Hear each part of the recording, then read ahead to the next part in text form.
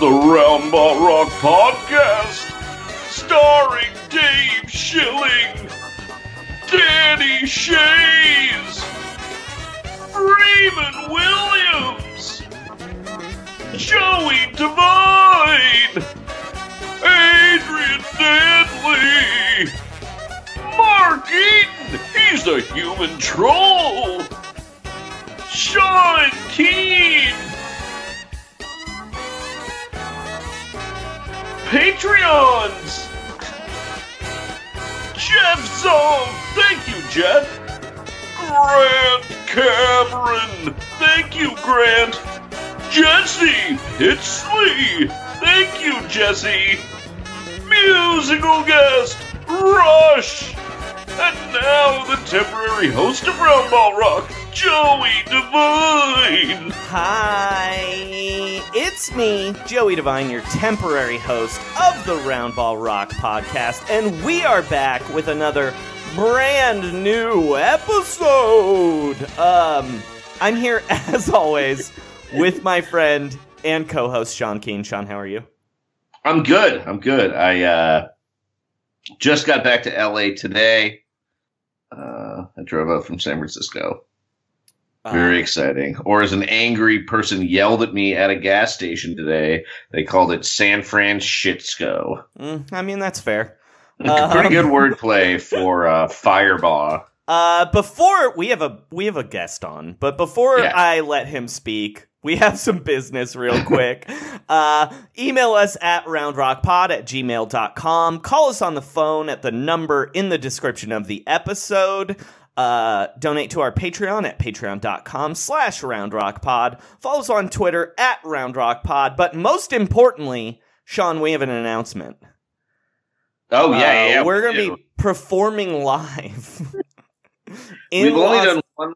Yeah, in Los Angeles, Thursday, February 13th at the Virgil. This is show business capital of the world. Yeah, guys. With a bunch of other famous basketball pods. Much more famous basketball people than we are. It's called Podstar Weekend. It's presented by our friends, the NBA basketball podcast Airbuds. It's going to feature us. It's going to feature Flagrant Ones. It's going to feature NBA Desktop. It's going to feature Dunktown, Super Hoopers, Horse, Knits from Count the Ding, Langston Kerman, and for some reason, us? Shows are you can buy tickets at... And please buy tickets because, look, we can't let the Ringer people win. We need Roundball Rock people there.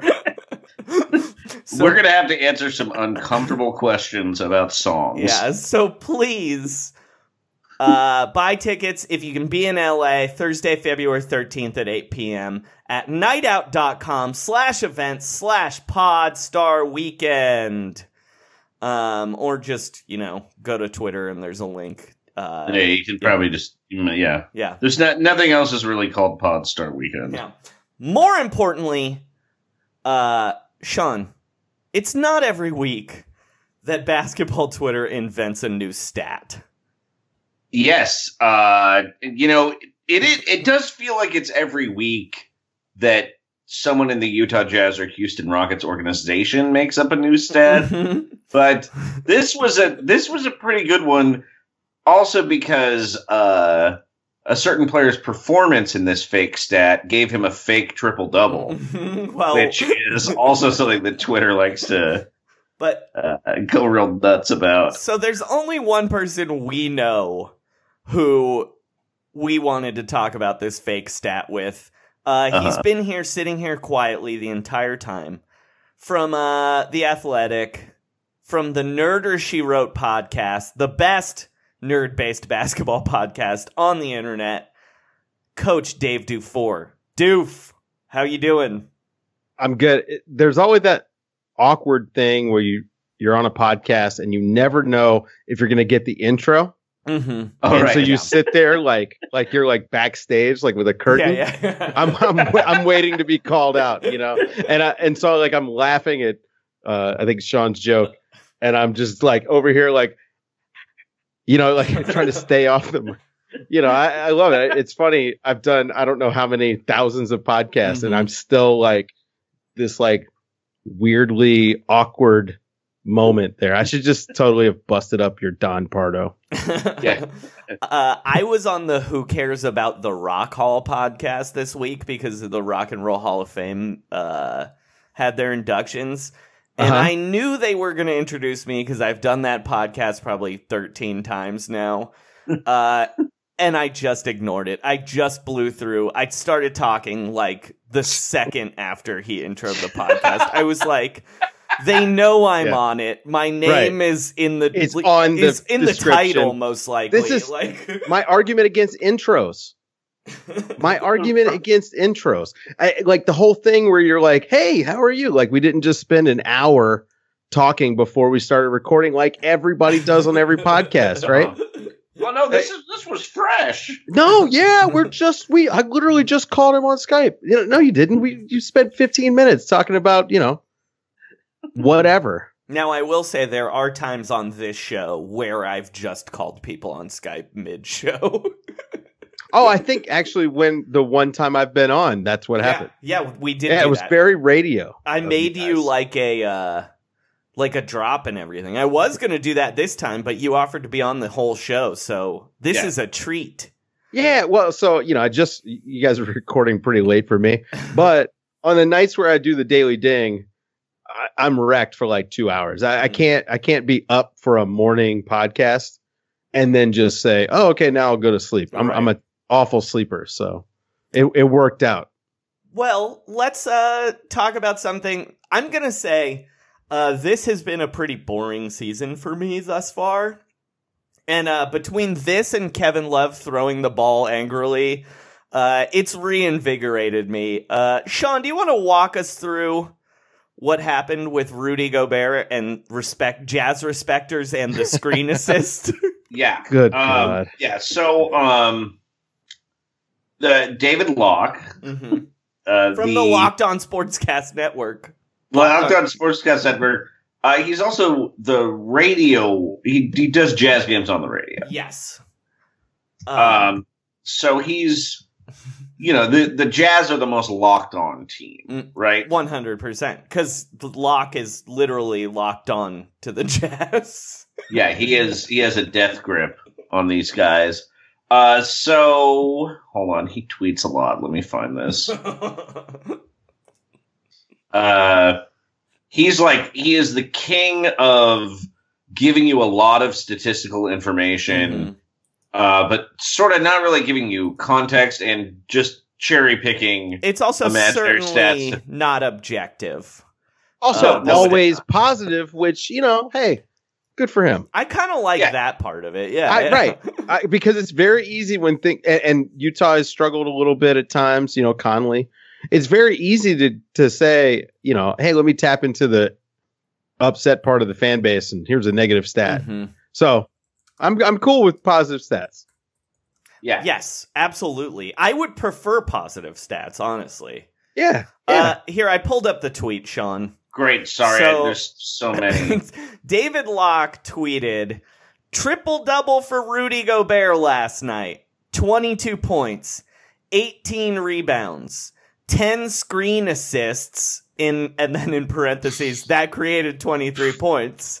4 assists, 2 block shots, a steal, and 21 contested shots. Which, I'm going to say right off the bat, first off, that's a quadruple double if you're just making up stats that have numbers that are double there. That 21 contested shots, great. Yeah. In fact, it's a quintuple double because he definitely played at least 30 minutes, right? Right. Oh yeah, there you go. Also, I mean, don't forget stocks, right? So steals plus blocks. Yeah, you add those. But see, he only had 3 stocks. 6 of those, right? No, 3. It had 2 block he only shots had and 3 a in that steal. game. Oh, okay. All right. So 3 stocks if we're double counting. Maybe we add that and turnovers and fouls, right? Yeah, like a one big hustle stat. Yeah. So. Yeah. Deflections. How many deflections did he have? What about closeouts? Good hard closeouts. How many times did he? How many high fives? Yeah. How many high fives? Yeah. Post free throw high fives. So I would say Dave, in particular, has been making fun of this stat for 24 hours, and I've been doing it for about 12. I gotta say, listen, guys, I'm a little bit, I'm ahead of the curve on this. I've been railing against the screen assists, and let's just be honest, like, it's only Utah folks that use this. Mm-hmm. I've been doing this for about 4 months, but mostly I think it's just gone unnoticed. But it was noticed enough that when that tweet went out, I was tagged by multiple people, and it was alerted to my attention. Okay, so how long have people been talking about screen assists? A while. Too long, because it's fake.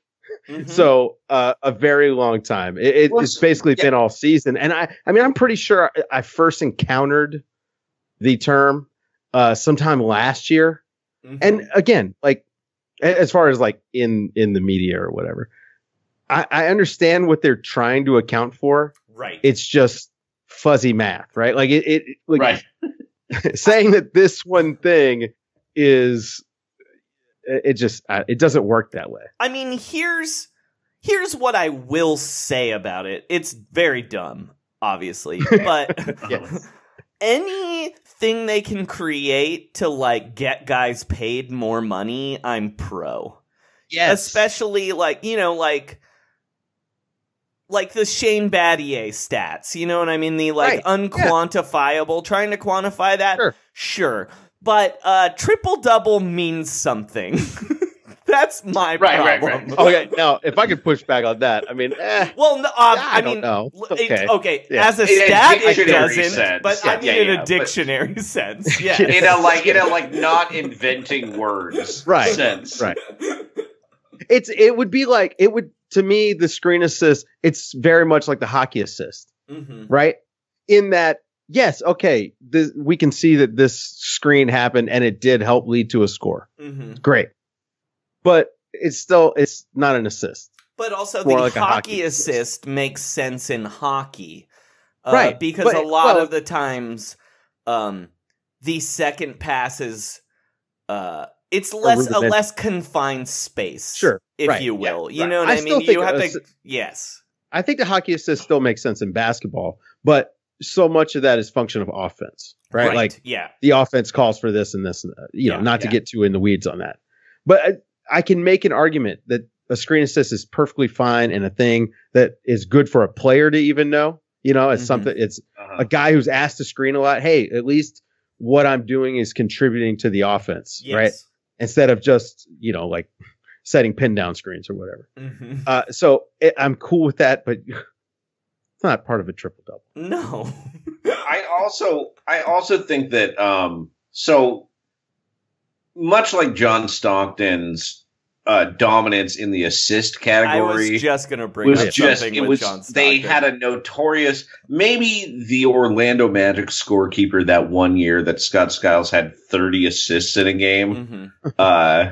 Maybe that's where the Jazz guy retired to. But I think for his career, Stockton got like 3 more assists at home or something like that. Where it's he inbounded to a guy who Karl Malone then dribbled 40 feet and dunked. Right. I was actually going to say I'm glad we don't keep the hockey assist in basketball because John Stockton would get the hockey assist and the assist for posting, then the repost pass, then the score. Right.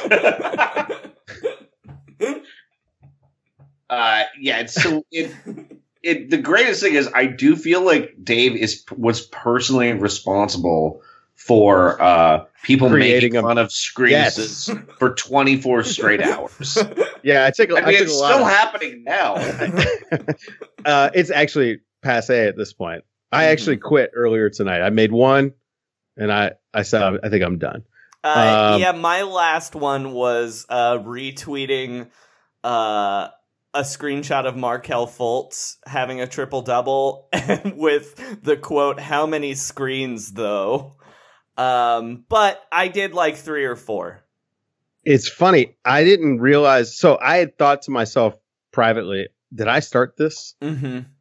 And it's funny. It's funny to hear that that Keen thinks I did. So, I mean, I don't feel like you necessarily began it, but your spirit like animated the whole thing. Yeah. Well, because I kind of went on a little bit of a Twitter rant of jokes. Well, it's so jazz specific too. Because it's always like jazz people who need to insist that that. Well, it's just because it drives them crazy that people don't appreciate Rudy Gobert, which, they appreciate him enough, but it always goes too far. It's always like, how are you knocking a guy who's a top 7 player in the NBA? Right. I would like to announce a new stat I've invented, by the way, while we're doing this. They're called bench assists. Ooh, this is good. Okay. And it counts the number of points that the bench scored while Rudy Gobert was resting, because they wouldn't have scored those points if he was in the game. It's a really good point. Pretty good. I have one myself. These are well, I wanted to call them rebound assists, but I wanted to pick something that Bill Simmons would embrace more. So this is for like a Robin Lopez type who boxes out a guy who might have gotten a rebound while his teammate gets a rebound, and we're going to call them pre-bounds. Because I think Bill Simmons would embrace that term. It's like, look, he doesn't show up in the box score, but he's one of the best pre-bounders in the league. I mean, I think probably you could give Rudy Gobert some credit for that. I got to tell you, I'm going to send that to some agents I know. That was really good. It's really good. I feel like it's sort of accounted for to a degree. Yeah. Like there are stats that you could actually like figure out who's a good pre-bounder and who's not. Yeah. Oh man. But I think if somebody an agent just started saying it about some draft prospect and didn't mention it, no follow-up, just kept saying pre-bounds, you could make it a thing. Like if just a couple people said it but didn't really explain it. Yeah. Mm-hmm. And then I just got an army of Forbes.com bloggers to pick up the torch. Really good. So yeah, Jazz fans, let's just a message to you from me. This Dave DuFour is not saying this, obviously. Sean, well, if I can, hold on. Ahead. Yeah, this wouldn't have gotten so big if it hadn't come right on the heels of that blog post about the Jazz being disrespected by NBA Twitter. Oh yes, my God. It was a perfect storm. It was a perfect storm. The NBA Twitter thing. Did we talk about that, Sean? I forget. Well, we actually did not talk about it because So let's talk about it. Why is the NBA just Twitter now? Yeah, or this idea that there's one unified voice, right? Instead of it just being like, most of the time, NBA Twitter is like, let's make fun of this same thing. Yeah. Why are ratings down? Why are the ratings down? Well, you guys know my theory. I think the league and media partners cater way too much to this niche thing, which is NBA Twitter. Mm-hmm. And you miss... Which I'm officially not a part of, by the way. I want people to realize this. You left officially. Left JJ Redick last year. No, Worldwide Wob didn't follow me back, so I just unfollowed him. Oh, you're out of the circle. Which means I'm officially not part of NBA Twitter. That's how you. Yeah. Did you find another Twitter to join? I'm part of. I have one toe in film Twitter and another toe in macrame Twitter, but I think I'm the king of fireball Twitter. We'll talk about that later. I pretty much just follow comedians, basketball people, and then just different Hulk accounts. I still think it's cool. I still think it's really funny. Oh my God, I have to say, if you've ever seen some of those Film Crit Hulk things where he's talking about like trying to grow as a person, and then it's and about not being like too harsh the on people. Pickle Rick But it's episode. it's all in caps, and he's like, "Me rethink attitude." Hulk react too quickly when ego. I really want there to be. I want there to be like a like overlanding Twitter that I could join. It just talks about like driving off road and camping. I'm sure there is. And then yell at each other about like the solo stove, versus Look, Dave, old Coleman. No, the old Coleman is going to be the mid-range jumper. Oh my God! Of overland Twitter. Dave, the first Twitter fight I ever got in 2011 was with recumbent bike Twitter. Yeah. I don't even remember a joke, but I tweeted a joke about recumbent bikes.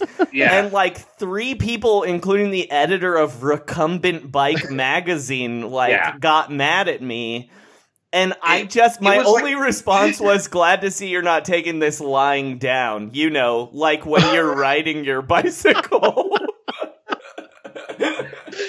It was like that was maybe even before I'd really seen political reply guys. Yeah. Those may have been the first reply guys. Yeah, it was like 2010. I got attacked by recumbent bicycle Twitter. So they had like an alert, or they were searching, right? Like, which is they were searching recumbent bike. Yeah. It's obviously although such a totally normal thing to do. Yeah, you should start tagging Recumbent Bike magazine in some of your tweets. No, Recumbent Bike magazine and Beyonce. You gotta get the Bayhive going against the recumbents. But I do think there's a certain amount of echo chamber effect with some of this, where reporters are so bored they're just constantly talking about the ratings being down, which leads to the ratings being down. Well, no, hold on. The ratings actually were down, right? No, 100%. But there's a stand-up comedy adage where an audience is good if they're small until a comic mentions how small they are, and then they immediately look around and they're like, and they get wait a second, there are only 5 people here. Am I not cool for being here? Well, it's kind of because, I mean, live events are like that, but stand-up comedy is especially weird that you've showed up and sometimes paid money to see people essentially talk to you from slightly higher than you're sitting. Yeah. Right. It's like you went to go kind of have to Dikembe Mutombo or something. Right. And you just don't want to mention how strange it is that everyone's there. You have to distract people enough with the jokes and the stuff that no one's thinking, well, they're all just I'm going to sit here silently this whole time. But how awkward is it? We're all facing this guy. Anyway, but yeah, you break the spell when you mention. And so I do think, I will say, I've kind of watched less games since people started talking about how people are watching less games. Joey, what's your theory? I think my theory is not really talked about this on the podcast. My theory is that, like, I think casual fans don't know who's on any team anymore because everybody left. There were 170 people changed teams last summer. Nobody really likes rooting for laundry. Right. That's my stance on it. Is that, like, and the NBA knows this, which is why they love, they push the player, right? Mm-hmm. A lot. It's not so much the team. And so, they understand that LeBron has fans or whatever. But the truth is, I think it's hard for fans in general to just say, all right, yay, that's my team. And then, okay, now I got 12 new guys. I also think LeBron joining a team that was already a draw is a problem because, like, more people aren't going to watch the Lakers. They were going to watch the Lakers anyway. They just stopped watching the Cavs. Exactly. Yeah, exactly. Yeah. And the Bulls subtract Cleveland. Right. You didn't really add. Yeah, exactly. I mean, theoretically, is. theoretically, So go ahead. You only got one big team now. Yeah. Like, theoretically, the Nets will help that next year, I think, maybe, in theory. Is KD a draw? I mean, that's a good question. I don't know. Right? I think if it's him and Kyrie, I think that's enough of... I think he's definitely a draw. I mean, there might be Clipper syndrome with them, though, too. Yeah. I mean, there's more problems with the Clippers, but, like, you know, the Clippers just don't have any fans. Like, apologies to a lot of my... Brooklyn? No, there are a bunch of fans. No, that's what I'm saying, is, like... I don't know that KD's got the, like, ravenous fans like LeBron does, right? That's definitely true. The thing that's... I feel like this is... Well, okay, so inherently... Yeah, the league likes to market big superstars, and there are a few people who really have that I will follow this dude anywhere.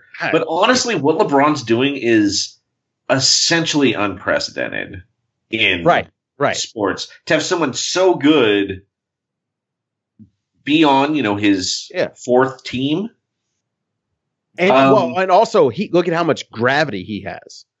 Right? Like he doesn't just go to a team. He also pulls in players from other teams, right? Like, the entire league, like it is LeBron centric as a player, which is wild because he's 35 years old, but still, like, and I think that's just hard on the teams that he's not on. And like you just said, he went to the Lakers. Mm-hmm. Mm-hmm. Now you literally lost Cleveland. And then the Warriors not existing this year also doesn't help. Yeah, well, and a really large number of guys are hurt or not playing very much. You've no Kyrie, no KD, no Steph, no Clay. Did you guys see the Kevin O'Connor thing? So Kevin O'Connor talked about the Google Trends and how Zion was like has been higher all season than Luka and Giannis combined, and he's been out. Right, so like two of your marquee attractions, Steph Curry and Zion Williamson have basically been out all season. Well, I hate to tell people, but that portends poorly for the NBA wanting to get out of college basketball as well. Oh, that they're following. Well, okay, this is what I would say though. The guy that is like a LeBron is very rare. Right. And it is marketed as if there are many players who are like that are individually a draw, and it's just not the case. So what you have instead is people are going to fall back on their team loyalties, which they've had for decades. And so say you're even in that minority of being a Brooklyn Nets fan, you're maybe 6 months away from there not being any Brooklyn Nets that weren't on the team. You know what I mean? Like it could be a completely fresh team whatsoever. Spencer Dinwiddie and then a bunch of mercenaries. Kyle Kuzma is the longest tenured Laker. Yeah. Right. And I mean that's also I don't think that's healthy. They have enough famous guys. But it's not good. And I think one thing that the Clippers do at least have going for them is, they've got Montrez and Lou. And there's a little more continuity, at least from the scrappy teams that people embrace. Yeah, but I don't think that works for the people watching only TNT games.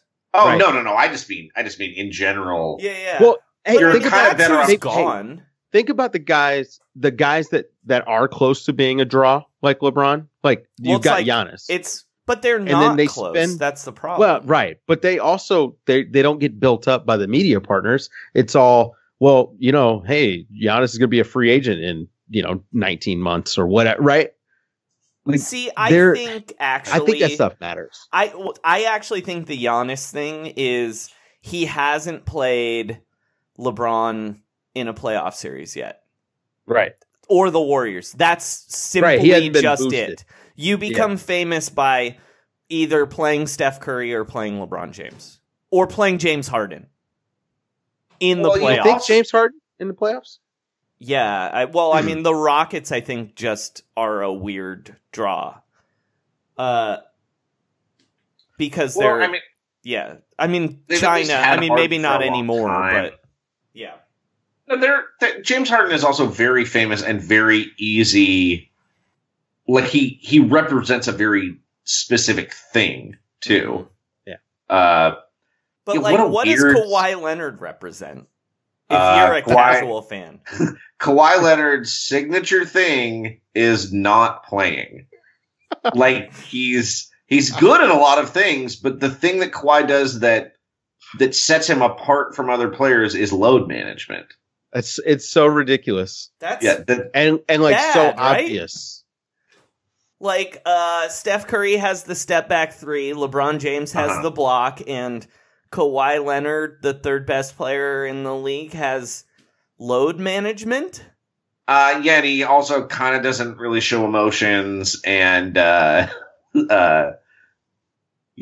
treats basketball a little bit like he's a union rep. I mean, that's cool. I like union reps. But I'm thinking like the guy on the Deuce who's the union rep and becomes like a pimp. But just someone who's like, hey, I care about winning, but also I care that we're all getting our mandated 15-minute breaks every 2 hours. That's my true passion, is for not trying too hard. And people are wondering, like, yeah, well, I mean, they certainly could market things better, but yeah, you've got a lot of Clipper games, Warrior games, and Pelicans games. Well, and they flexed all the Warrior games out, which is good because they're hard to watch. But look when the bright lights shine, that's where Glenn Robinson III truly thrives. Did you see that block he had tonight? Yeah. I wish he played with the athleticism that I know he has. Right. That guy, they're going to get. I think that they'll wind up moving him here toward the deadline. They probably could pick up a second-round pick for him. I think he's pretty good. I actually think they'd be happy if he came and was like their ninth man when they're good next year, but I don't think that's going to happen because I think he's outplayed that. But yeah, I think he's better than that contract. Yeah. I think I really was thinking that. I mean, Alec Burks can help a lot of teams. I think too. He's not going to be like a real dramatic addition, but could he be Jordan Clarkson? Exactly. Yeah, Could he be the seventh man on the Sixers? Just some guy who can. He'd be in and out of the starting lineup. Yeah. What's that? He'd be in and out of the starting lineup. I think. Anyway, it's so weird to speculate about Warriors trades. It's like we've gone back in time and we're like, you know what? Jason Coffey's got something here. Yeah, I'm still mad that they're doing the Anthony Randolph reclamation project with Marquise Chris. I know. Look, that is it's annoying. Actually, it's what? Offensive. It's a little bit offensive. You know what? That's actually our first story. Let's go to the news. Oh, hell yeah.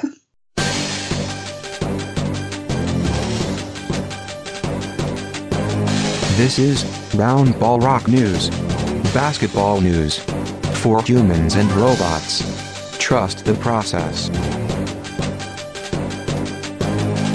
All right. That's right.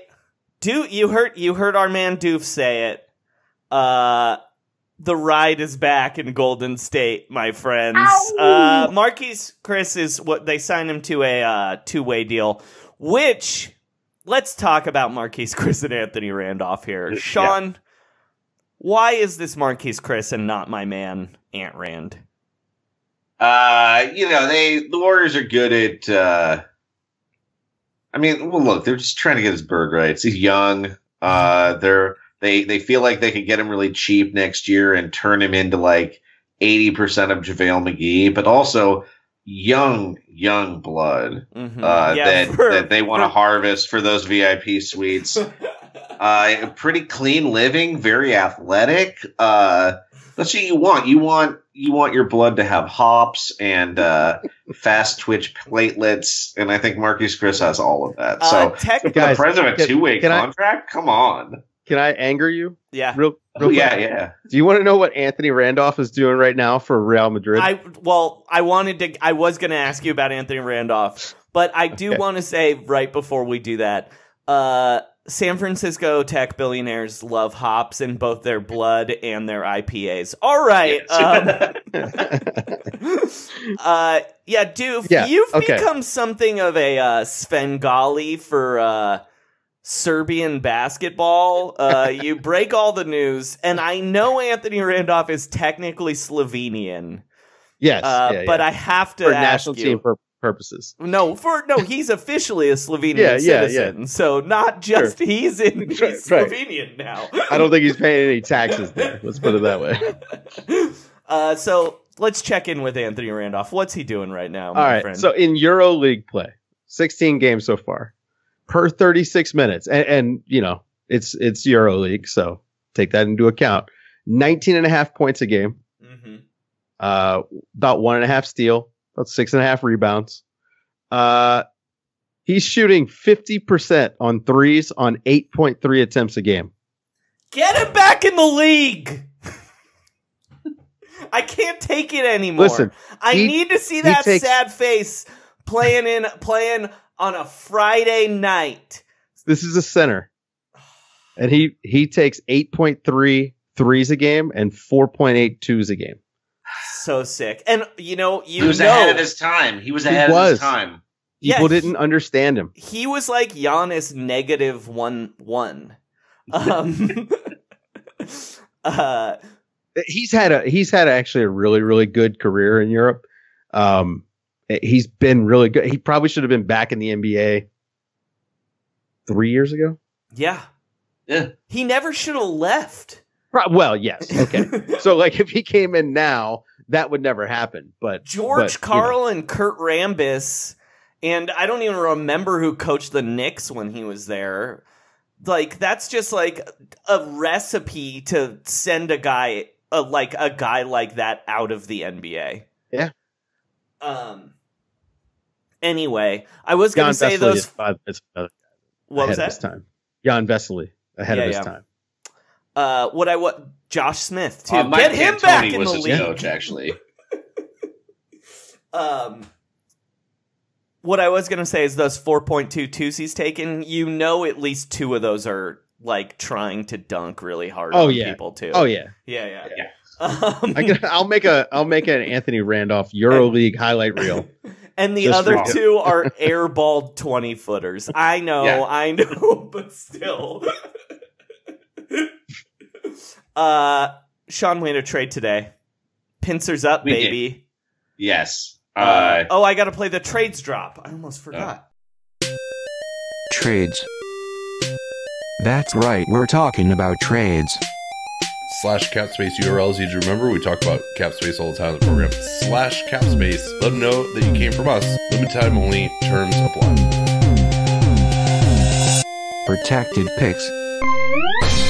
You can even create a beautiful website while listening to this podcast. Over 140 million people choose Wix to create their website. Create yours today. That's Wix.com/Woj, W-O-J, to get 10% off. Rights to euros that are never coming. Enter code NBA at checkout for $20 off your first order. Expiring salaries. If you missed it, we launched the Recapables Billions podcast on our Recapables feed. Treating people like they're assets and not people.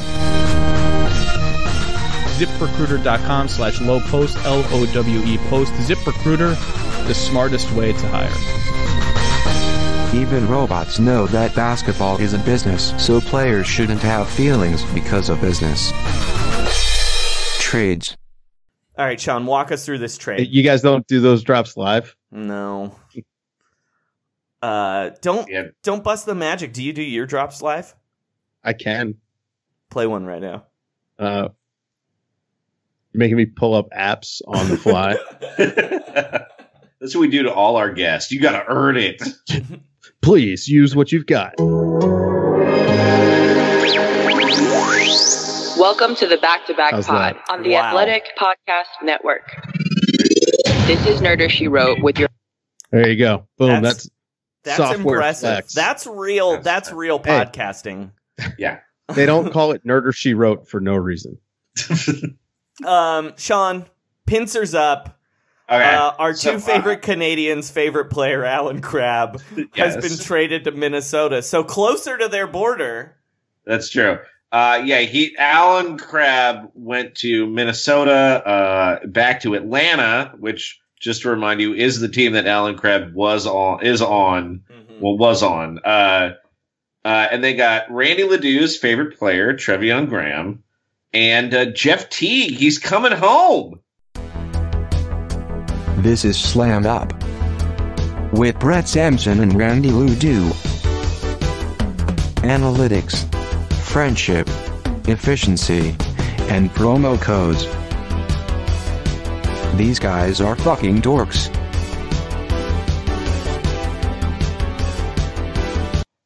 Welcome to another edition of Slamm'd Up. It is a brief one this time because I am in between court dates, and Randy Ledoux has a lot of political work, but this is a very exciting trade, one of the biggest trades that we've seen, we're going to see, or have ever seen in the NBA, and here to walk me through it with me as often, Randy Ledoux. How are you doing, Randy? Not good! Oh no, what's the matter? There was a disgusting trade in the NBA today, and my Oppo research for Amy Klobuchar about Andrew Yang is not going well. Oh no, that's I'm trying to get her to say he sent her a dick pic. Why? I mean, I've seen his dick. He's not going to show that to people. Well, anyway, how dare Minnesota trade Trevion Graham, the switchiest player in the NBA. One of the switchiest players in NBA history. This is just mindless. Why would you trade for a large contract for a man who's on the wrong side of 20 and a half? And the point when the human body begins to break down, obviously. And to with Jeff Teague to get Alan Crabb on your team, you're going to have to disinfect that locker room. I will say there is one thing you're going to like, Brett. What is that?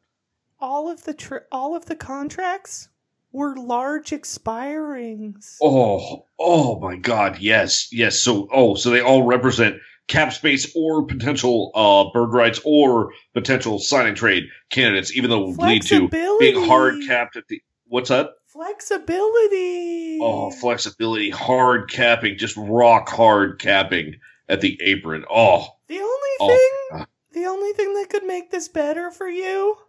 What's that? Is if there were protected second round picks, but there are. Oh my God! Conditional. No picks. Could they expire? Are there already pick swaps? Player to be named later. Yeah. Anything. Cash trading hands. You do like cash trading rare hands. Endangered animals trading hands. Give me something. I need it. Randy, I'll admit I'm having a little trouble waiting for the trade deadline. I'm jonesing, as they say. Anyway, I have to go. Senator Klobuchar is making me wash all these combs. Oh my gosh, with my tongue. Why are you working there, Randy? Money's good. Oh, and also I like being degraded. Yeah, that is true, you little sloppy little worm. Also, thanks Randy for being here, and thanks Trevion Graham's our sponsor, and also a delicious switchy breakfast cereal. Trevion Graham's they contain exactly 11% of literally everything on the government's recommended daily allowance list. You can put any kind of milk on them. They mix. It's kind of a glue cereal. And if you act now with promo code Trevion Graham is the greatest player in NBA history. It's easy to remember. It all the time. Yeah, and they will throw in a sample bag of Devontae Grahams, which are very similar, except they're quite spicy. Much smaller. Yeah, much smaller. Kind of move through your system a lot faster. I've noticed also in my efforts. Well, that's it for the Slamm'd Up Spectacular. I'm going to be here, just edging until the NBA trade deadline. Back to you, Sean and Joey. And the only person who's ever been on the show that we respect, Dave DuFour. Well, that was that. Does that happen a lot? Or it happens every once in a while. I don't know if it happens a lot. Ironically, we signed them to a long-term contract. Yeah, we can't get even out though of they it. were yelling at us to sign them year to year with a bunch of options and mutual termination. I honestly thought we were just doing a mock off-season podcast, and we ended up. Anyway, as long as you didn't do the sign and trade and hard cap yourself. Dave, explain to us basketball morons why this trade, which appears to make 0 sense, happened. I think that Jeff Teague was not well liked. Oh yeah. I've seen the Fast Break Breakfast tweet that everyone embedded in their things today. Shouts to our friend Keith. But Minnesota also essentially didn't really save any money, but they did create a roster spot. Mm-hmm. So if they need to do an imbalanced trade, they've now got the Robert Covington for 2 people. Sure, something like that. So they create a roster spot, and honestly, I think Crabbe, if they wanted to attach a pick, probably has more value than Teague would. Mm-hmm. I think so too. Just because he's a shooter. He has a skill, right? Jeff Teague does not really have any skills right now. He's Jeff 39% Teague was a player of the month. Well, 1/5 of a player of the month. 1/5 of a player of the month. Now I know why they made this trade, Doof. They got to sell those tickets in Atlanta. That's why you got to draft. You got to trade Luka Doncic away. You need somebody that the fans in Atlanta will come out for, and that guy's name is Jeff motherfucking Teague. Well, he's been on an Atlanta winner before, so that is actually pretty rare. I heard they were trying to bring back Mookie Blaylock recently, but he is still incarcerated.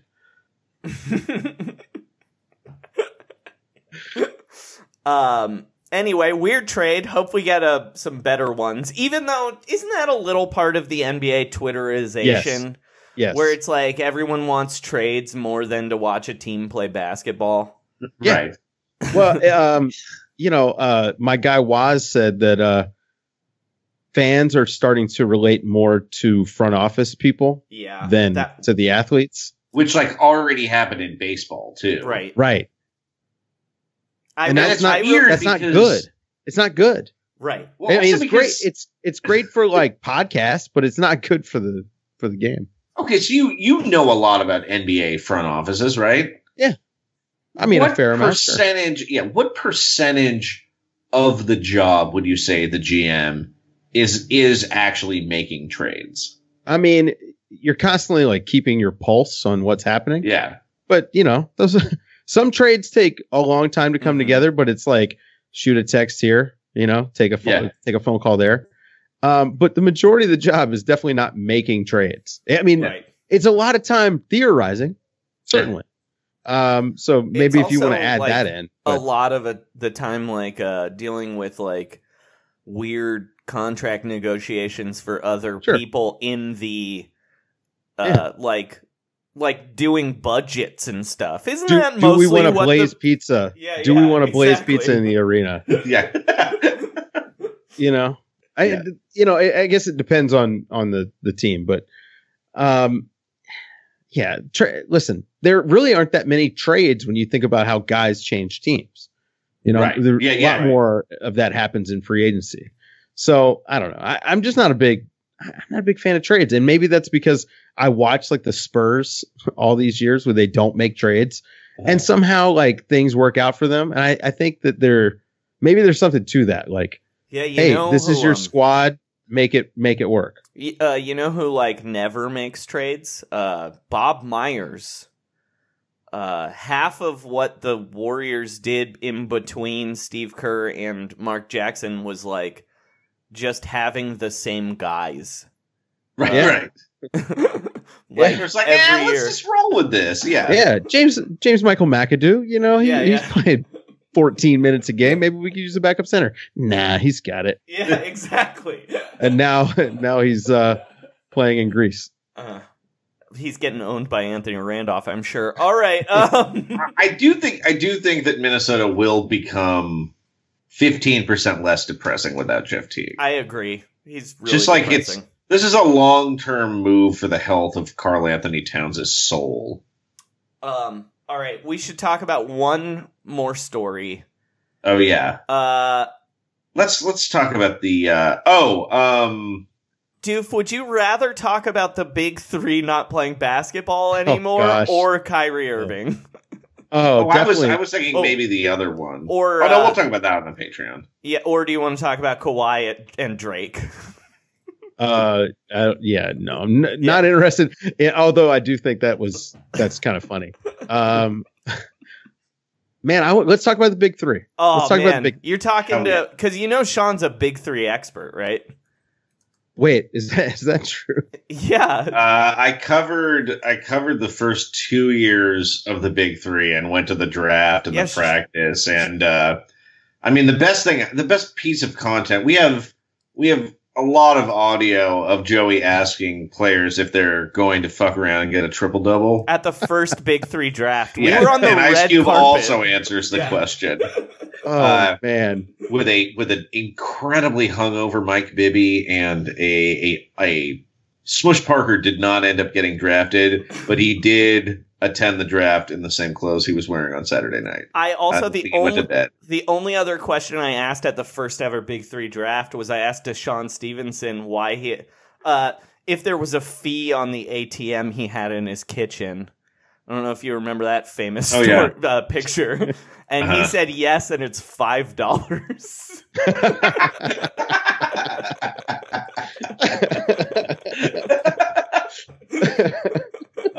Man. Wow.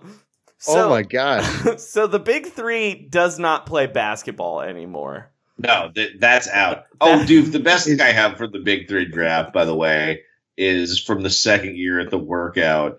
It's Rick Barry trying to convince these guys to shoot underhand free throws. Mm-hmm. And then he proceeds to just miss and miss and miss. He's not Bob Cousy.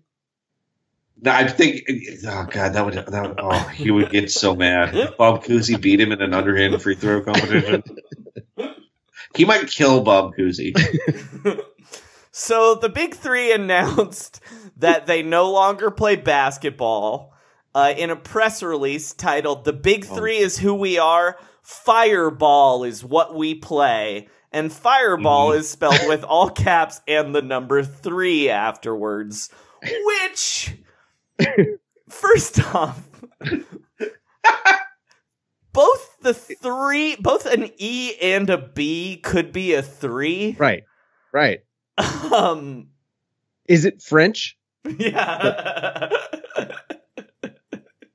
So maybe we're Fireballet. Well, also the ball is going to be red because it's a fireball. I'm going through all the rule changes. Sorry. Okay. All right, so team issued gardening gloves and the ball will be set on fire. I have to say this quote is insane. Which one? There are a lot. Okay, I'll read this quote. Sure. Yeah. There are a lot of sports out there that require similar skill sets, like MMA and boxing, football and rugby, baseball and cricket. Our fans let us know that we're playing something extremely unique. Fireball 3, which is nothing like the typical 3-on-3 FIBA game coming to the Olympics. So they're nothing like the NBA and nothing like Olympic 3-on-3. And that's a quote from Ice Cube. That is Ice Cube himself speaking. Yeah. So wait, are they trying to go like XFL? No, it's kind of, but it's not. No, this to me is straight up slam ball. No. This is it's rock and jock. No. Sorry. This is fucking straight up ABA shit, dude. Like changing the ball. We don't play basketball. We have music festivals now every Saturday. Oh, right. The ball is red. It's like this is like total like this is gonna fail if something doesn't work. So here's 7 ideas. Do you guys think the big 3 would be better if they went regional instead of doing the barnstorming? I do. Yeah. Like if I could go down and watch, like $20, watch the big 3, couple nights, they could probably do an 82 game season. I mean, honestly, what they should do is just keep it in one place. Like, just be like, yeah, Vegas. That's Vegas. Where they play the big three. You go see genius. Big three games in Vegas. Yeah. Well, the first year they were doing more random locations, and I think the second season and the third season, it's all NBA arenas. Yeah. But the first year they were going to Tulsa. Oh. They went to Lexington, Kentucky. They went to Seattle. Yeah, no, they should just be in Vegas. Yeah. Agreed. Man. Yeah. Tillman Fertitta. So anyway, here are some things they're doing. Just buy the big three. How many teams are there now, Joey? There's a lot. I don't know. I'm the expert. Anyway, here are some things they're doing. First thing they're doing, they're lowering the minimum age. The big three will lower the minimum age to qualify from athletes from 27 to 22, with younger exceptions in hardship cases. And can I tell you, I think that's insane. Yes. Because they're talking about how they want to escape the stigma of it being a retirement league. Yeah. But it isn't. That's the whole point. No, but you know, why want to watch anonymous 22-year-olds? It's why we entertained it at all. No, but it's the only reason. I have a theory about what this is about. I think they're giving the balls a team. It's going to be LeVar coaching and LiAngelo as the star. I mean, they're not going to play the games in Chino Hills, though. That he does know that, right? Oh, maybe his franchise will be in Lithuania. Okay, there's still only 12 teams, which is up from the original 8. But yes, it is insane. This one I like. This rule is tight. The next one, the next bullet point, bring the fire. Once per half, a team can challenge a foul call, resulting in an in-game one-on-one possession with the victor winning the call. Uh-oh. I mean, they should do that in the regular NBA. I mean, just to save time. Yeah, that rule is awesome. Look. They need to bring that to the NFL. No replay, just fucking one-on-one. That rules. That would be a cool made-up stat. How many fouls do you win? You have a one-on-one guy just to play the foul shot. Are you guys down with King of the Court at All-Star? Yeah, I mean, I don't know. I worry it would be boring like when they tried Horse. Like, Horse shouldn't have been boring, but the guys wanted to win really bad, so they took really boring shots. Kevin Durant just basically took threes until Rajon Rondo couldn't hit them anymore. I mean, he hit a lot of undefended threes. Like, that's kind of a secret when you're watching Horse. You're like, oh, these guys can kind of hit any shot when there's no one playing defense. Right. Even the bad shooters can. But yeah, what they should have told them is like, no, this is a trick shot only Horse game. Or just made it pig. Right. But no, because then they also just would have shot threes still. Make it pig and only trick shots. Only. Yeah. They should do that. They should bring that back. Yeah. Trick shots only. The big three should do it. Yeah, the big three absolutely should do it, and Baron Davis would win it every time. Every time. Yeah. I have seen LeVar lose 2 3-point shootouts at big three games. At separate big three games. They also said all athletes welcome. The Big Three will hold open tryouts for athletes to qualify for the Big Three Combine. Professional basketball experience no longer required. Dude, one of these guys is going to get so hurt. And I mean one of the 43-year-old men playing against these guys in a combine. Which person from the Ringer is going to try out for the Big Three? I mean, we should make Josh Androsky do it. Yeah, he already tried out for the Arena Football League. Well, he didn't. We were going to make him, but he didn't. Wait, didn't he do a thing where he went to the KISS team's tryout? Yeah, but I don't think he actually tried out. I think he just... we talked about having him do or something. Yeah. The Big Three wants the best athletes in the world, regardless of sporting experience. In the same manner as the NFL takes the best from various sports, this could mean, get this, 2 sport athletes, overlooked basketball stars, and some athletes choosing fireball over other sports, i.e. NFL tight ends. So we're just going to get like a bunch of like the lesser Gronkowski brothers are going to be in the big 3 now? How much money are they paying? It can't be that much. It just, I don't know. I mean, they do have a national TV deal. I mean, they seem like they're very good on the business side of things, but well, ever since they got really Roger Mason out of there, who was like colluding Roger Mason was colluding with people Arab from Emirates. Qatar. Yeah. That was also very weird. And then also, of course, the fireball. The league will use a new all red ball known as a all caps fireball. Now, they're not being sponsored by the whiskey, though. No. Seems like a mistake. I have to say, having seen the pace of the big 3 action, I wouldn't think of a ball that was on fire. Like the ice ball seems closer because it's more like, you know, these guys aren't moving as fast anymore. And also you could put the ice ball on your aching back after the game. Mm-hmm. All right, guys, I got to tell you, I'm on the website right now because I wanted to see, all right, what's this ball? It doesn't look It's that, just it's not red enough. It's a regular basketball that just says fireball. Yeah.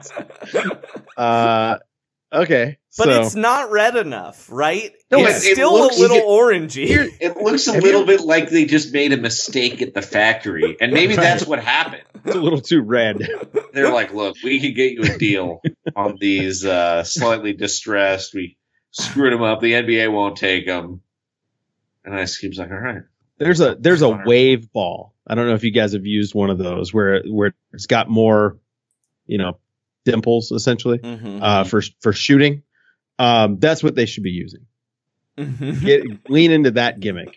Remember when Kobe used to do the commercials for the ball that had the built-in pump? I had one. It was I had the worst pump of all time. Yeah, yeah, they should. It they also should add would that rattle to their around ball. and make you dribble weird because it would break. Yeah.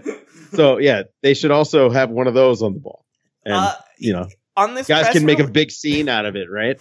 On this press release, there's also a really funny thing to point out. And I think Al Harrington is the one making them do this. In the section that leading up to, the new sport is the result of game innovations, unique rules, and league policies introduced by the Big Three over its first 3 seasons, including, the bullet points are single foul shots, 14-second clock, 4-point shot, coach challenges, player empowerment, league mental health policy, and the last one is CBD. The Big Three encourages player choice in the use of CBD for recovery. Yeah. It is Al Harrington, and the reason, because he is a 2-time winner of the Too Hard, Too Guard award in the Big Three. Those 2s are the number 2. So yeah, they listen to him. He's a king. Well, I think that's our show, right? Well, yeah, our portion, we've got the Oscar nominations came out this week. Oh yeah. And Brook and Robin Lopez are here to talk about the nominees. So let's go to that right now. Brook and Robin Lopez at the movies. Twin brothers in who? And fandom. DC versus Marvel. Offense versus defense. Nerds who are jocks. Post-ups versus hard screens. Jocks who are nerds. Cain versus Abel. The Snyder Cut. Take it away, Brook. Or Robin. I'm not really sure who is who. Hey, Robin. Hello, Brook. It's an exciting week here at the Lopez headquarters, with the Oscar nominations finally coming out. Finally, it's movie's most glamorous and important night. Hollywood's biggest night. just like me and you, the NBA's biggest twins. That's true. This is kind of like the movie's conference finals. That's the highest level of playoffs that I can really even visualize. Markeith and Marcus are basically the NBA's version of the Golden Globes, and we're the NBA's Oscars when it comes to sizes of twins. That's true. That's really true. I don't think those Plumleys are twins at all. Marshall once said he was one, but I don't believe him. He's a liar. He's a liar, but he's a troop now. So we have to just accept what he says as truth. So should we get right to it? Let's do it! All right. Best Picture. There are 8 nominees. Once again, we've got Parasite. Did you see it?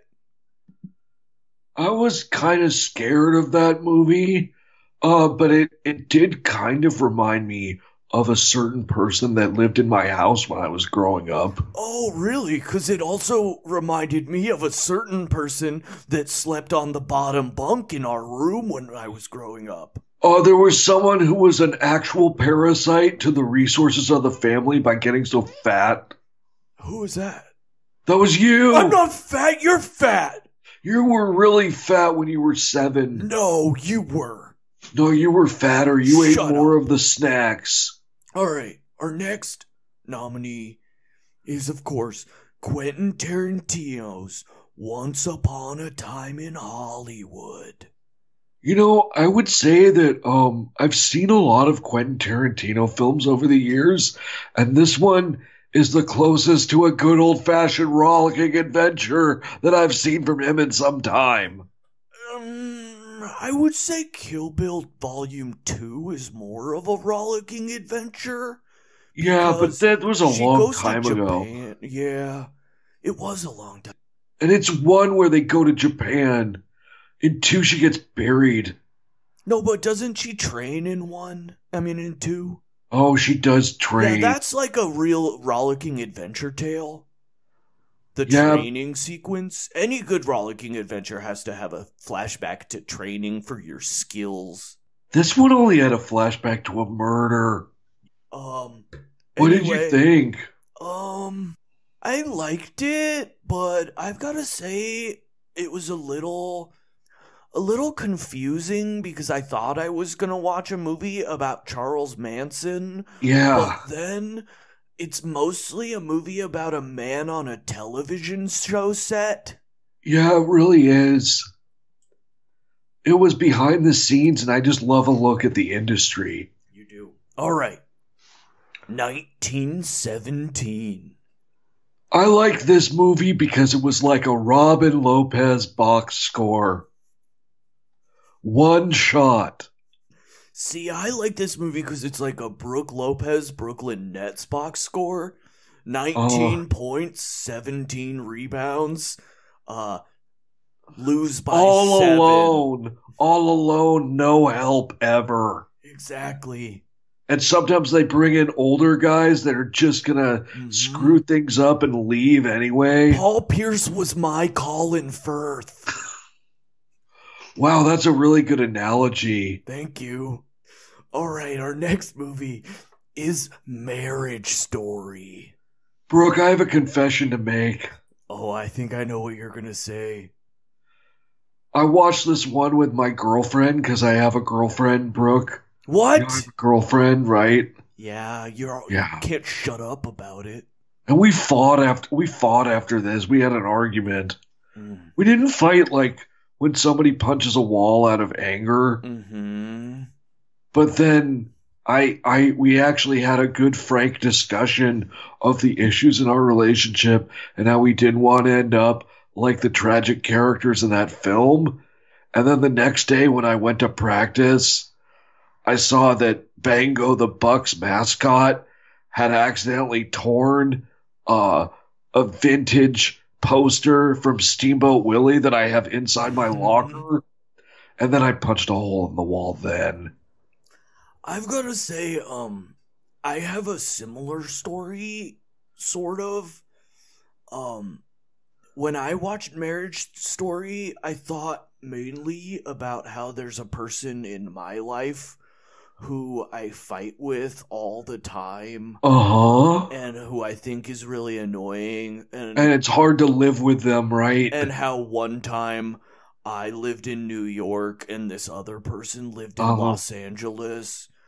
But the difference is it made me really upset that I don't ever want to get a divorce from that person because I love him too much. No, but it's almost like it shows that love and hate are not opposites, that they're two sides of the same coin. Exactly.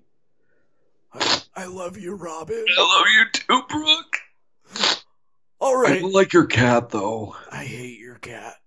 I also hate your hair.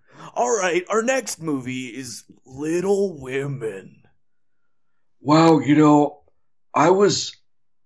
I really thought at first that we were going to be seeing a rollicking superhero adventure.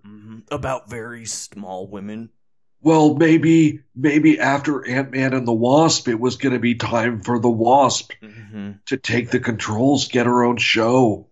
Or maybe like a Honey, I Shrunk the Kids situation, but steampunk, because it's the 1800s. None of those things happened. No, I loved it, though. It was so touching. Those little women love each other so much, and their dad... They love their dad even though he's away at war. I really loved it. It made me feel so many things, even though I'm a big man. Yeah, I mean, all women seem pretty little to me. I was amazed at how much I was able to identify with the little women, even though I'm a big man. I still kind of had some trouble, as per the previous film. Did Saoirse Ronan fly one single time in that previous movie, Lady Bird? No. I'm just saying, don't bait and switch. Call it normal, unsuperpowered family that loves each other. Is that so hard? No. Greta Gerwig even sounds like a superhero name. All right, our next movie is like a lesser DC character. Our next movie is called Jojo Rabbit. Yeah, this made me kind of rethink my own relationship with a horrible, crazy dictator named Jim Boylan. Oh, really? Tell me more. Well, I just thought that maybe if he had a young friend, maybe he wouldn't have been so terrible to everybody. He does have one. His name is Ryan Archidicano. That guy's like 28. That's still his little young friend. I guess that's true. God, that's sad. I don't think Coach Jim had any friends. His only friend was authority. I didn't like this movie very much because as an adult man who still has invisible friends, I think it's very offensive to think that the invisible friendship community would even consider being friends with someone as terrible as Hitler. That's true. Remember when we got Invisible canceled, trending on Twitter? Yes. When we heard about those Mr. Snuffleupagus allegations. Yes. But I'm glad that turned out, it was a hoax. It was a big hoax. It was from Carlos Beltran's niece. Yeah. That's who tweeted it. All right. Our next movie is from one of the quote-unquote greatest filmmakers of all time. He's done it all. Martin Scorsese's The Irishman. Oh, I thought you were talking about... We'll get to that. We're going with that one last, Oh, okay. This movie sucks. How dare he talk about the MCU or any Disney property in any way? What has he ever done? Kundun, get a life. I considered this one a trilogy because I fell asleep 3 freaking times. All I know is Bob Iger should have Martin Scorsese. I kind of think that they should have done more with the Joey Gallo character, because Sebastian Maniscalco's a pretty good actor, Brooke. Oh, yeah?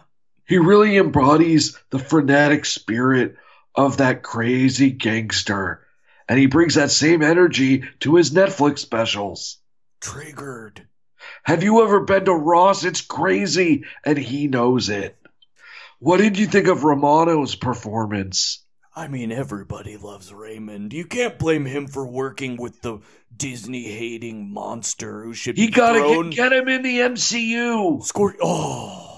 Don't what even if he... joke. Don't even joke about that. I'm just saying, That's what if he joins the Black Widow movie and he gets in really good shape? Like that other guy did. Can you imagine how swole Ray Romano would look if he were in the MCU? His brother would be so jealous. It would be so good. Oh my gosh. Come on, make it happen. Maybe we can get that trending on Twitter. Maybe. All right. And, we also saw, of course, the next nominee, Ford v. Ferrari. You know, it's kind of like you and me.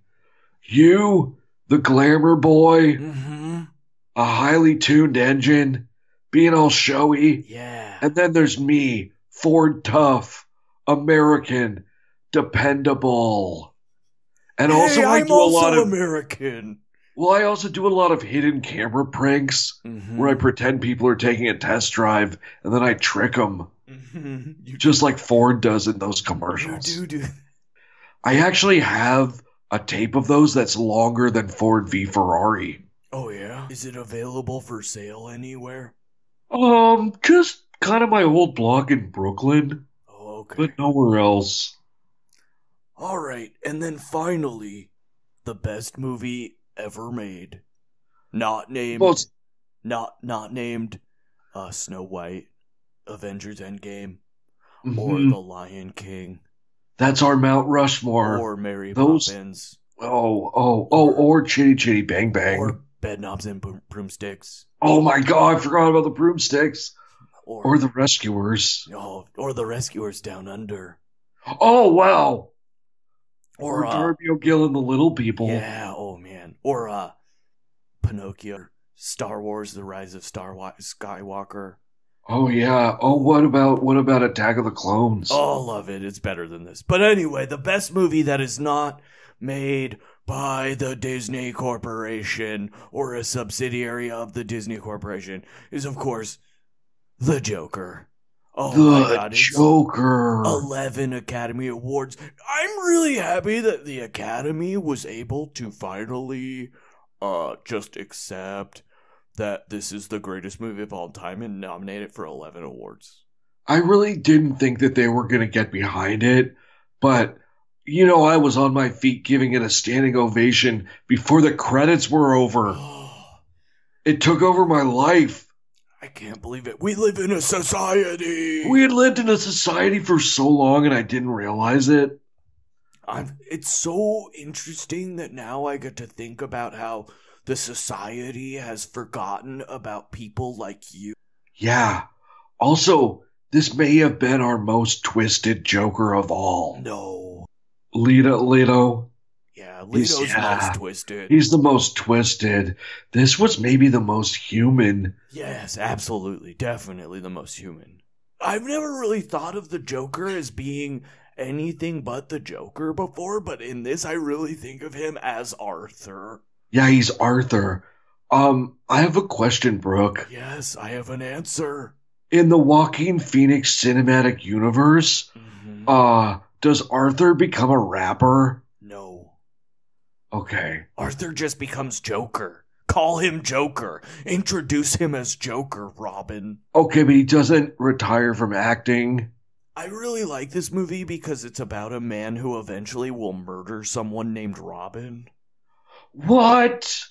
That's only one variant of the timeline. I don't think that could... Oh, man. Yeah. Wow, the world really is twisted, Brooke. It sure is. All right, but now to talk about the actual... the biggest award out there. The award everyone knows matters is, of course, Best Animated Film. Yeah. We have 5 nominees this year, which I think it should be expanded to 12. Every time. 12. Come on, Academy. Our first nominee is, of course, How to Train Your Dragon, The Hidden World. What did you think? When I started my journey of dragon training and dragon observing, I never knew that there would be so much yet to be revealed. We saw the visible world. We saw the visible sky. But now it's hidden. A hidden world? I didn't even know there'd be a hidden world. What a twist. What a film. What a, dare I say it, rollicking adventure. It was so good. I loved every second of it. There's nothing not to love. It also reminded me of my own experiences trying to train a large, out-of-control beast. Who? You! No! No! You got me! How dare you! All right. Our next nominee is, of course, I Lost My Body. Do you know what this is? I don't. It's the story of Neofel, a young man who's in love with Gabrielle. And then a severed hand escapes from a dissection lab, determined to find its body again. Weird. Sounds twisted. Yeah, I think this is kind of one of those things that gets a lot of acclaim, and people always want you to talk about it just because it's French and it has weird hands. Mm-hmm. This is the Rudy Gobert of the Oscars. Oh, it's not gonna win. What about Netflix? It's the Rudy Gobert. It's not gonna win the big one. What? How many screen assists have you had, Robin? I once actually hit someone with a screen door when I was frustrated at a Knicks practice. Okay, our next award is, goes, Netflix got its first nominee ever in this category, and it is Klaus. Wow, finally! An animated Christmas film. How long has Christmas been shut out of the Oscars? It's true. They always forget to nominate Christmas. How could you forget Christmas? Oscars? Jeez. But what an incredible voice cast. Schwartzman, J.K. Simmons, Rashida Jones. She doesn't work enough. Will Sasso. I loved his vines, the king of the vines. Norm Macdonald. Nita Margaret Laba. Joan Cusack. Joan Cusack. I always sympathized with her because she had such an aggressive brother. Yeah, I understand as an aggressive man why you would do that. I just thought it was a little bit strange that the inciting incident in a movie that's the origin story of Santa Claus was a postman training academy. Yeah, very strange. Like, why would you think that the lazy son of a wealthy postmaster general was a compelling protagonist? I'm already out on wealthy postmaster general. Anyway, it's not gonna win, so let's move on. Yeah, get out of here. Our Klaus. next movie is, of course, Missing Link. Oh, man. This has a legitimate shot of winning, I think. Yeah, people loved Missing Link. Yeah. And those people are named Brook and Robin. Missing Link is the story of Sir Lionel Frost helping Mr. Link to help find his long-lost relatives in the fabled valley of Shangri-La. It's a rollicking adventure. Yeah, it's pretty rollicking. Isn't it stop motion?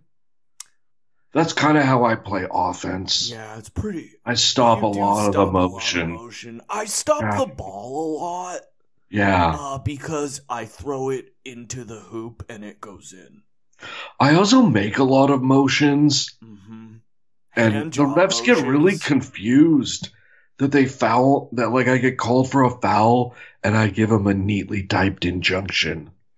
Anyway, it's the dark horse in this category, and I think it has a chance. But clearly, your front runner is the most anticipated movie of the year, Toy Story 4. Yeah. wow, I really thought that we were done with the Toy Story verse after they had a symbolic trip to hell at the end of Toy Story 3. But there was more stories and more toys left. They definitely aren't just milking this franchise until it is just a withered husk in a cowboy hat. I will say, I do think Keanu Reeves as Duke Kaboom was snubbed from getting a Best Supporting Actor nomination. Cruelly snubbed. Unfair. Get your shit together, Academy. They should have put him as a voice actor in Missing Link as well. I wish my nickname was Duke Kaboom. Yeah, well, your name is Dookie Kaboom, because you blow up the toilet. Anyway, what do you think's gonna win, Robin? I think it's gonna be Toy Story 4. Me too. Because Disney owns everything. It's the best. Including our hearts. Yep, and our minds. And our bodies. And our souls. And souls. Technically the land my house is on. Yeah, actually a lot of my clothes are technically Disney property. I didn't really get them assessed at the black market auctions. I'm currently wearing some heavily altered pants that used to belong to Don Knotts. Oh, from Gus? Is it from Gus? No, it's from Dumpling 2. Oh, you do love that apple dumpling gang. I love Rides Again. All right. Anyway, that's it for us. Please subscribe to the Roundball Rock Patreon to hear us continue reviewing all of the Disney, everything on Disney Plus. They added more stuff this week. Yeah, this has really been quite a slog. It's never ending. We're only up to 2002. Well, we have a lot to focus on. We have 18 more years. Basketball's gonna take care of itself. I'm not worried. Yeah, me either. All right, back to you, Sean and Joey. Bye, and guys. I think Coach Dave DuFour. Wow, that guy knows his stuff. He rules. Great. That was Brooke and Robin talking about the the best animated film category at the Academy Awards.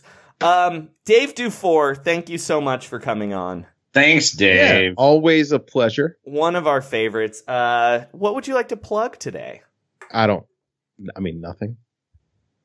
At Dave DuFour NBA. Yeah, at Dave DuFour NBA, which, you can follow me or not.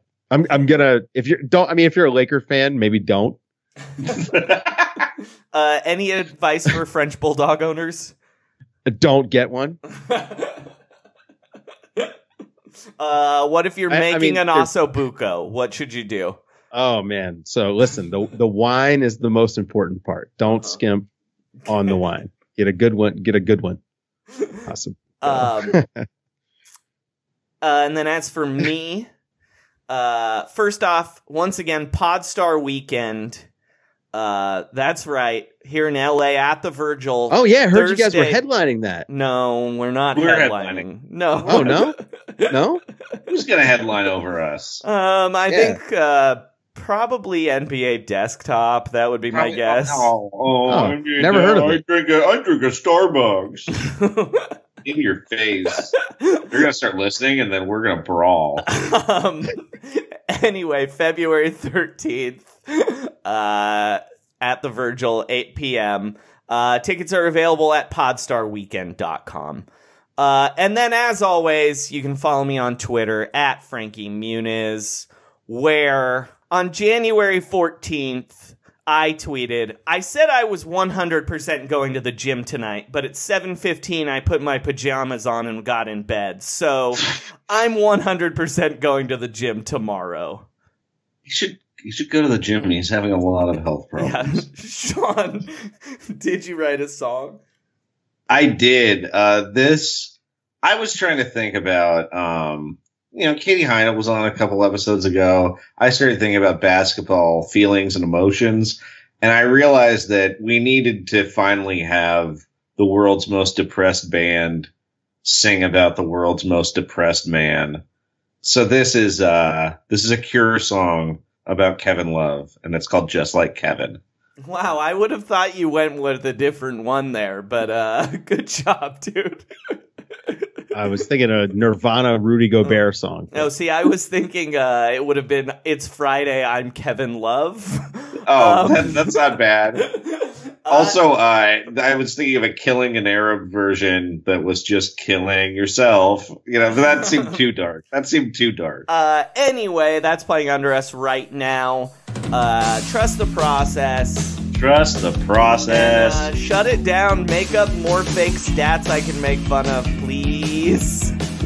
Hello, Roundball Rock listeners, Roundball Whoopfuckers, Roundball Wankers, whatever it is. This is Robert Smith of The Cure. We're not particularly fans of basketball in The Cure. Mostly like watching sad French films and videos of animals being rescued from rainstorms. But one day when we were hanging out with Jesus Jones, they had an NBA game on the telly and we saw this bloke, Kevin Love of the Cavaliers, and I thought, wow, he's even more depressed than we are. Show me how you set that pick. The one that made you scream at your bros. The one that made you mad at the coach. Threw the ball to Chetty-O. Showing up the coaches. Oh, he's on the block, but he don't get blocks. He thinks a fine is funny, 'cause he's got plenty of money.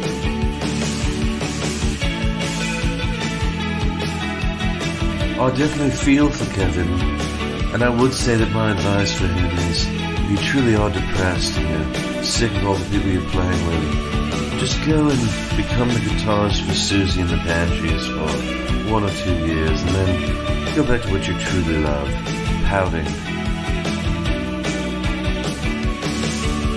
Punching on a sideline chair, tiny bald spot in his hair. Thinking of all the different teams I had to make a trade.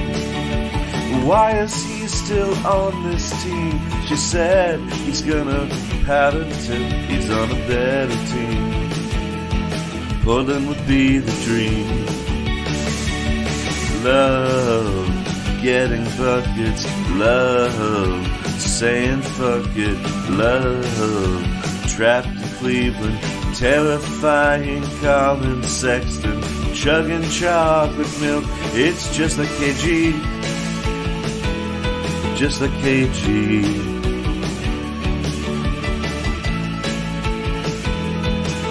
I almost said he's just like a dream because technically a nightmare is a type of dream.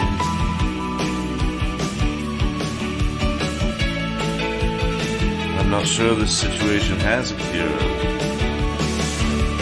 Baron whipped him into shape, but Tristan T still leading cake, and J.R. Smith's still texting him, you trying to get the pipe. He finds himself alone, abandoned on a terrible team. He's depressed and they're a mess. Call Dr. Eugene Lundy. Love, losing steadily. Love, drinking heavily. Love, just like Kevin.